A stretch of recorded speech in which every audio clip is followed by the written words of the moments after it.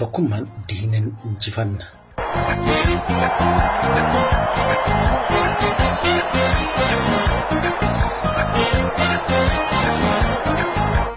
Oromoon saba sirna gadaa bu'uuresse, saba sirna dimokiraasii addunyaa kanaaf gumaache, uummata sirna nagaa fi jaalala addunyaa kana barsiise, saba waliin jiraachuu, wal jaallachuu, isa dhabe gargaaruu, guddifachaa, moggaasaan dhala namaa qofaaf otoo hin ta'in uumama lubbuu qabaniif otoo addunyaan akka har'aa kana hin qaroomin bu'uuressee fi lafa kaa'edha. Oromoon beekaadha. Beekaa caalu uummata jaallannaan jibbuun beekne takkaa jibbinaan immoo yoomiyyuu saba ittiin araaramnedha. Saba nagaa jaallatu, nagaa fi jaalalaaf dursa laatu, otoo ofii miidhamuu saba kaaniif kabajaaf ulfina kennu, saba sirnaan ijaarame eenyuun hin jibbine, bifaa fi amantaan eenyummaa isaan hin qoonne, hin jibbine, hin tuffanne, dhala namaa hundaa fi kabajaa fi ulfina qabu gargaaree rakkoo keessaa baasu. Yeroo rakkoo fi gammachuu waliin dhaabbatu saba akkasii irraa dhalachuu caalaa addunyaa kanarratti wanti nama boonsu jiraare. Orbaatti beeksisa adeemeenyummaa keetii. Eenyummaa keetii. Jooyyoodhaa jalaa banii warra keetii. Banii warra keetii. Booniina boonsisi eenyummaa keetii. Eenyummaa keetii. Burbaadi oogiraati. Sirna gadaa jabeessi. Sirna gadaa jabeessi. Oromummaa sabboonummaa yamiyaa tolanii akkadamaa. Indagannee abdiin konnee meeqaa yoo kanaaf lubbuu kennee. Sabni kun garuu oolmaa gaarii inni oolee karaa gaariin hin deebineef gaarummaan isaa namaaf yaaduun isaa ofitti fudhatee guddisee akka dhala isaatti ilaaluun isaa lafa isaa kutee kennee irra jiraachisuun isaa akka gowwummaa gadaantummaa fi wallaalummaatti ilaalamee saba kanas jaarraa tokko oliif akka sabaatti akka hin jiraanne lafti Oromiyaa fi sabni Oromoo jedhu akka hin jiraanne irratti hojjetame. Afaan, aadaa, seenaa, eenyummaan isaa, sirni, amantaan isaa akka dhabamu mudhii hidhatan irratti hojjetan. Qeef qabeenya isaarraa buqqisanii hiyyummaa hamaa keessatti kuffisan, sanyii duguugaa gara jabeenyaa hammeenya hamaa irratti raawwatan. Jaarraa tokko oliif miiliyoona ajjeesan lafarraa dhumuu dide malee, miiliyoona hidhanii hiraarsan abdii kutachuu dide malee, miiliyoona biyya ari'an, miiliyoona qeef qabeenya isaarraa saaman hin dandeenye garuu tooftaa miiliyoonatti gargaaramanii saba kana addaan facaasan, wal jibbisiisan, gadaantummaanii akka itti dhagahamu godhan. Kun hunduu garuu saba sirna gadaan bu'uureffame hundeen isaa akka odaa dagaage lalise waan ta'eef baduu hin dandeenye. Lubbuutti qusatu shimaleeyaa shimala koomaadhu jaritootee lolii baduuf jirti biyya shimaleeyaa shimala koomaadhu itti marsii qaliyyaa qeerransa kee shimaleeyaa shimala koomaadhu shimaleeyaa muka murtiiseera gaachanaan loli sirraanee shimalee. Yeroo ammaa kana garuu ijoolleen ishee anisiif jira dhiigaa fi lafee koo irratti ijaaramta jedhanii kunoo kaabaaf kibbaa bahaaf dhiyaa keessaa fi ala otoo hin jedhiin gamaa fi gamanaa wal waamanii karaa kamiinuu otoo waliin qoodiin diina waliin hudhanii wal qabaa jiru. Inni roorrisee dhiira dhiiga ho'isee tokkummaan ka'ee falmee jaratti wal nyaachisee rasaasuma isaatii lafa naqee diinataa akka kennee yoo suuree gogombisee koona. Rasaasuma isaatii lafa naqee diinataa akka kennee yoo suuree gogombisee koona. Mootummaan wayyaanee erga gara aangootti dhuftee karoorri ishee inni guddaan saba kana addaan diiguu, tokkummaa dhabamsiisuun, aangoo dinagdee fi siyaasaa harkatti galchachuun, uummata kana hiyyummaa hamaa keessatti kuffisuun, akka inni mirga isaa hin gonfanne, akka inni mirga isaa hin gaafanne gochuun, aangoorra turuun, qabeenya Oromiyaa irraa saamuun biyya isaanii yookiin Tigraay gudditti ijaaruudha. Kanas waggoottan 25 darban keessatti itti milkoofteetti. Garuu dhaloonni qubee qeerroon hoogganamu wal ijaaruun waggoottan 3 darban keessatti abbaa biyyummaa isaanii deeffachuuf qabsoo hadhaawaa taasisaa wareegama barbaachisu kaffalaa jiru. Keessattuu qabsoo hadhaawaa wareegama guddaa qeerroon taasiseen raafama guddaa jalatti kuftee hundeetii raafamtee ji'oota 9 labsii hatattamaa labsachuun deebistee of ijaaruu fi jalee ishee walitti suphuuf kan yaalte wayyaaneen hojii ishee kanatti waan milkooftetti fakkaatee turtii ji'a 9 booda labsii hatattamaa kana kaaste. Wayyaaneen labsii hatattamaa kana kan kaaste qabsoo adda durummaa qeerrootiin kan gaggeeffamu guutummaa guutuutti cabsee akka lammuu waliin jenne taasiseera yaada jedhuun ture. Kanas addunyaatti labsatte. Shimaleeyaa muka murtiiseera gaachanaan loli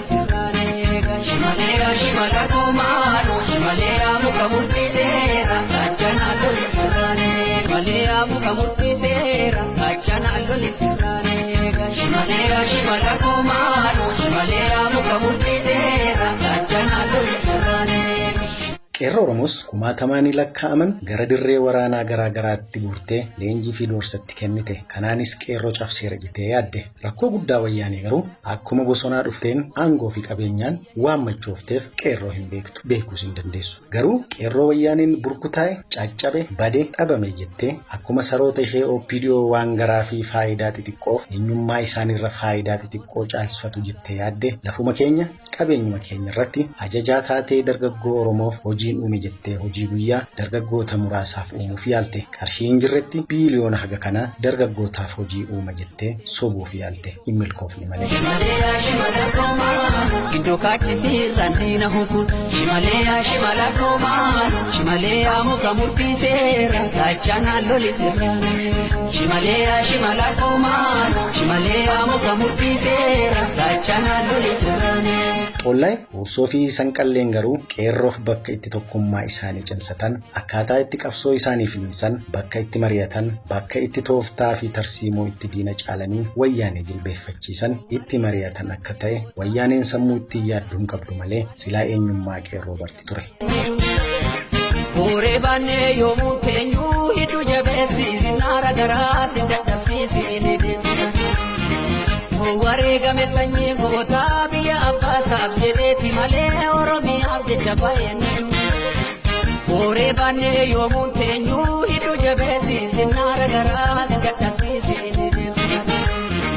Keessa namaan beektu keessa qabattee namaaf kenniti akkuma Oromoon jedhe wayyaaniin akka isheen keessa Oromoo fi qeerroo hin beekne qeerroon guutuu Oromiyaa bilisummaa qeerroo Amboon diddaa marsaa sadaffaa jechuun hagam wayyaanee fi jaleen ishee qullaa fi xiqqoo tahan itti agarsiisuuf sabni kun hagam akka mootummaa kana jibbeeru hagam akka bilisummaa dheeboteeru tokkummaa isaa wal dhageetii wal mararfachuu xiinsammuun isaa cimeeru itti agarsiisuuf guyyaan beellamame. Diddaan kunis dhimmoota gurguddoo yeroo ammaa Oromoof Oromiyaa rakkoo wayyaanee mormuuf akka ta'e isaanis ibra humnaa olii dhimma dararaa fi kabaja dhabuu hidhamtoota siyaasaa Oromoo fi dhimma dararama lubbuu dhabuu fi lafa Oromoo kukkuttee kennuu wayyaanee mormuuf ture. Yeroo karoorriddaa gabaan kun labsamu yeroo qeerroon keessaa fi alaa tooftaa ittiin diina caaluun dhimma kana irratti marii gaggeeffamu wayyaanee fi jaleen ishee OPDO'n akka hin milkoofne qeerroon akka abdii kute uummanni kan amanee fudhatee akka hojiirra hin oolchine kan jedhu ture. Basaastotaa fi dhimma nageenyaa isheerraa kan isheef gabaasa.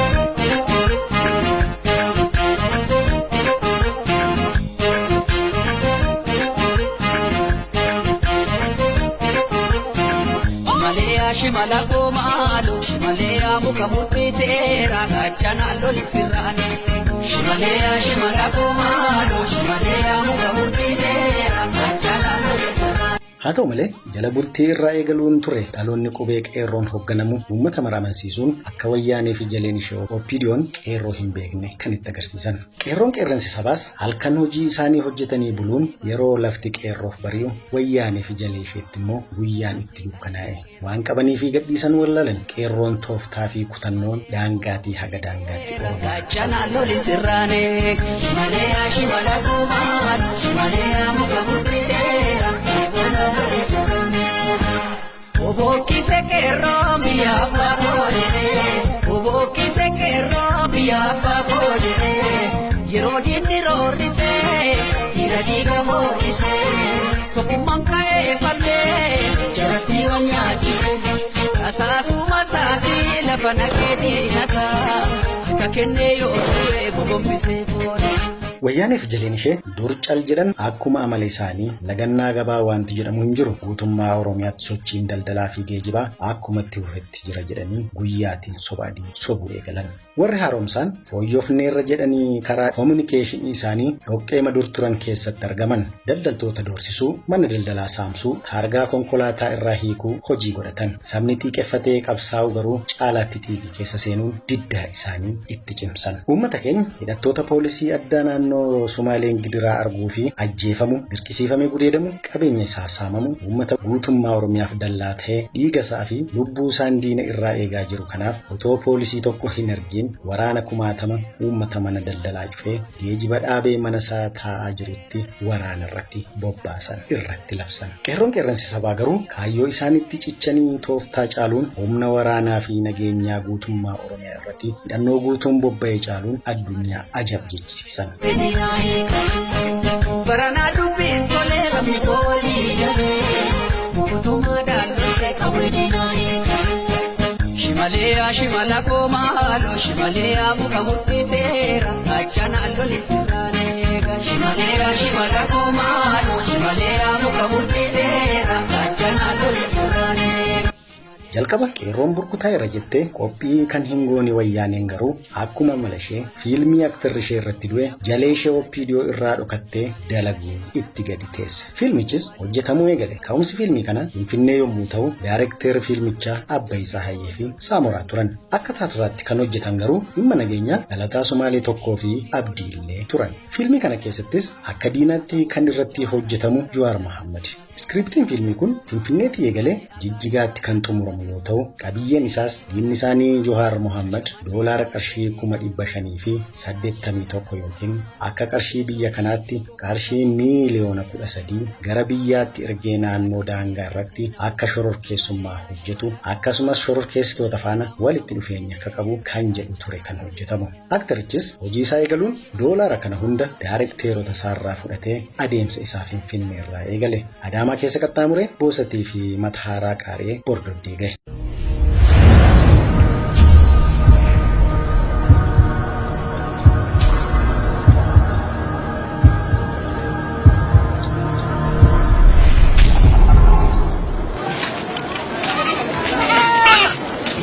Jala deemtuu isheellee kan hin amanne wayyaaneen yookiin daayirekteeronni taatummaan akka dalaganiif OPDO keessaa hin filanne ture. Haaluma kanaanis poolisoonni Oromiyaa Bordoddee irratti sakatta'insa gaggeessan. Aktorichi otoo fiilmicha hin xumuriin Bordoddeetti ajjeefamuu danda'eera. Sakatta'insa isaa yeroo goonu himatamaan kun doolaara seeraanaadhaa harkatti qabnee jira.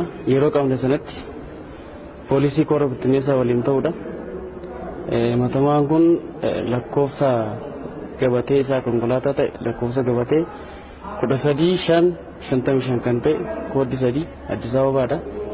Finfinnee irraa gara Jijjigaatti deemee jira yeroo san himatamaan kun jechuudha namoota 6 waliin ture. Namoonni 6 kunis sakatta'insa irratti goonee isaan harka kamtu kan hin jirree fi yeroo sanatti himatamaa kana yookiin shakkamaa kana harkatti qarshii seera alaa kana qabnee.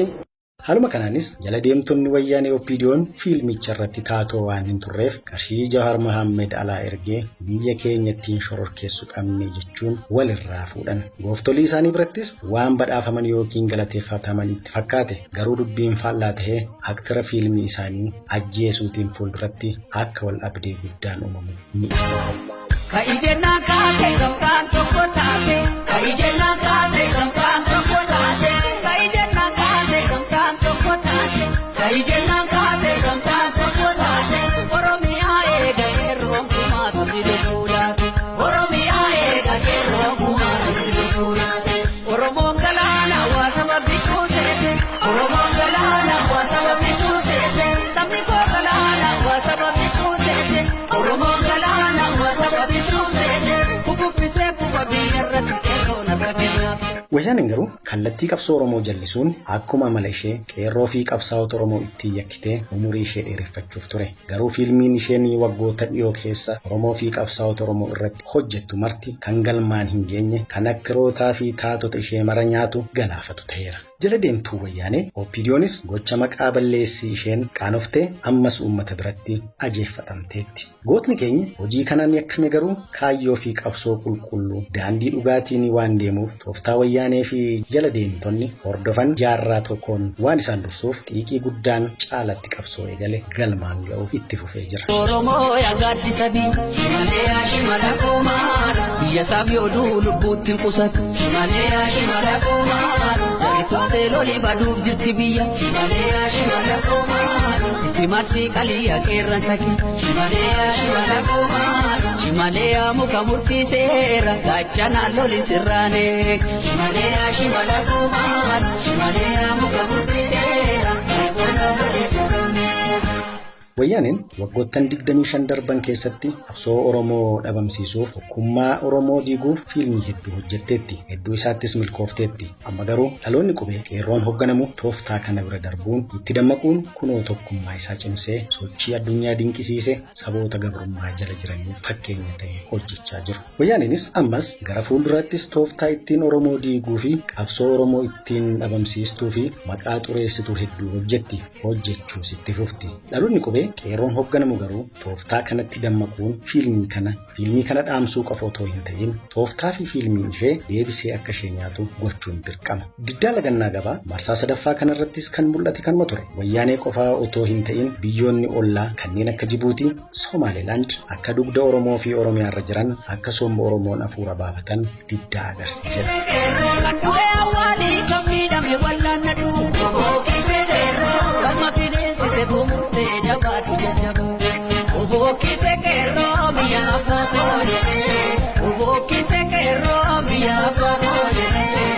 Barakatu gerare, sisatu dekare, kote bulayo mabe, lori fini nabe.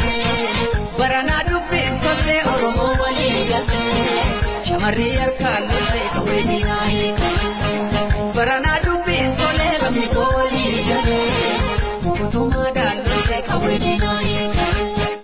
Diddaa kanaanis tokkummaan Oromoo wal jaalalaa fi wal mararfannaan Oromoo xiiqii fi kaayyootti cichanii qabsaa'uun qeerroo wal dhagahuu, wal hubachuu, tooftaan diina caaluu, wareegama xiqqoon injifannoo guddaa galmeessuun xiinsammuun Oromoo hagam akka guddate, saba naamusa qabu, wal kabaju, wal dhagahu, saba ololaa fi bakka hin kennine, saba faayidaa yeroof hin jilbeeffanne yookiin hin boonfanne, inni biyya akka jiruuf jireenya yookiin immoo jireenya guyyaa muraasaa akka caalu, saba yookiin dhaloota gabrummaa baachuu hin barbaanne, dhaloota eenyummaa isaaf dursa kennu waan hunda caalaa Oromiyaaf Oromummaaf wareegama kamuu kaffaluuf akka ta'e guyyaa sadan itti mul'atedha. Kanaaf saba kanarraa dhalachuu, saba kanatti waamamuu, saba kanaan boonuu caalaa wanti lafa kanarratti ittiin boonan hin jiru kan hin jedheef.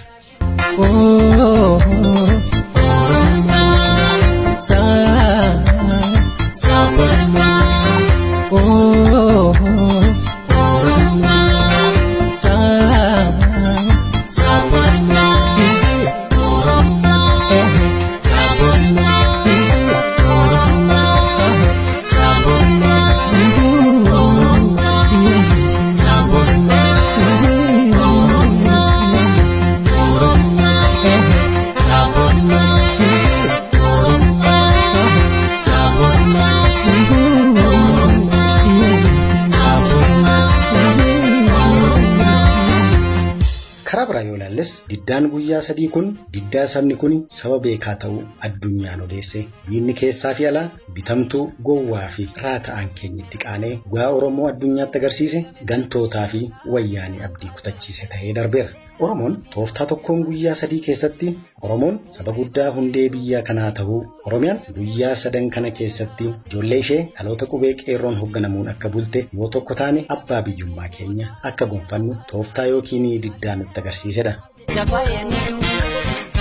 Ore banne yomun tenyu hidu jabesi sinara gara gaddatisi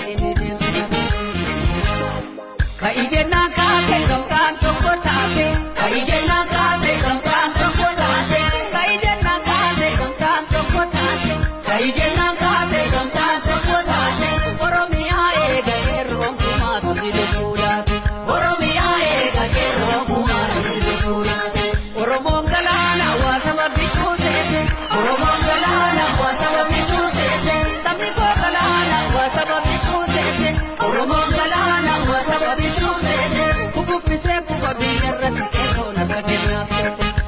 Kanuma sababeeffachuunis qeerroon biyya keessaa gara fuulduraattis tooftaa garaa garaa ittiin diina caaluun abbaa biyyummaa keenya mirkaneeffannu, diina ittiin jilbeeffachiisnu bocuun kan hojiirra oolchinu ta'a. Uummatni eebbisamaan kunis akkuma ammaa tokkummaan qeerroo cinaa akka dhaabbatus abdii qabna.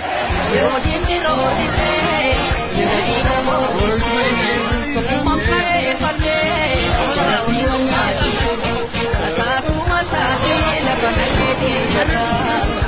kenne yoo eegu gombisee asaasuma saatii lafana keetii nasaa harka kenne yoo eegu gombisee koodasa.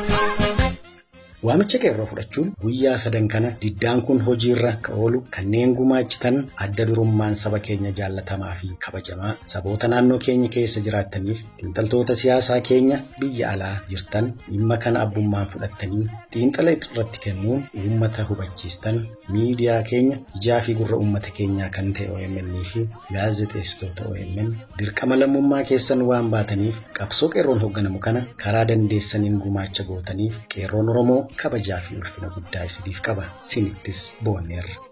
Qeerroo biyya abbaa barakaatu geeraree barsiisaatu deeggaree motee bulaa yoo mafee lolli fidinaa dhufee baranaa dubbiin toltee Oromoo walii galtee shamarrii harkaan loltee qawwee diinaa hiikamee baranaa dubbiin tolee sabni koo walii galee mootummaadhaan loltee qawwee diinaa hiikamee. Shimalaya shimala komalo shimalaya muka murtiseera achana loli sirrane. Qabsoo gara fuulduraatti taasifamus akkuma kanaa harka wal qabannee tarsiimoo fi kaayyoo tokkoon qabsoo gara bilisummaatti taasifamu waliin taane akka saffisiisnu abdii qabaachaa warra keessaa fi ala ta'anii qabsoo kana gufachiisuuf akkasumas faayidaa yeroof jecha hojii mogolee buusuun tokkummaa Oromoo diiguuf yaalanis isaanis diina nu ajjeesaa jirurraa adda baasnee kan hin ilaalle ta'uu qeerroon akeekkachiisa. Diina hunku shimalaya shimala komalo mettaminaareef shinoo fi hoolota shimalaya shimala komalo. Asaboot machaaraaf gaara mul'ata shimalaya shimala komalo balee agaarfaan adaabbattis godhu shimalaya shimala komalo shashamannee ajjeetiina hunku shimalaya shimala komalo shukutee shobii diggoof mata qomu shimalaya shimala komalo giddoo kaachisiirraan diina hunku shimalaya shimala komalo shimalaya muka murtiseera gaachanaan loli sirraane. Qabsoo Oromoo abbaa biyyummaa isaa gonfachuuf taasisaa jiru eenyuyyuu akka gufachiisuu hin dandeenye diinnis firris beekuu qaba. Haqa qabna tokkummaan falmanna ni injifanna. Qeerroo Oromoo biyya abbaa gadaa Oromiyaarra.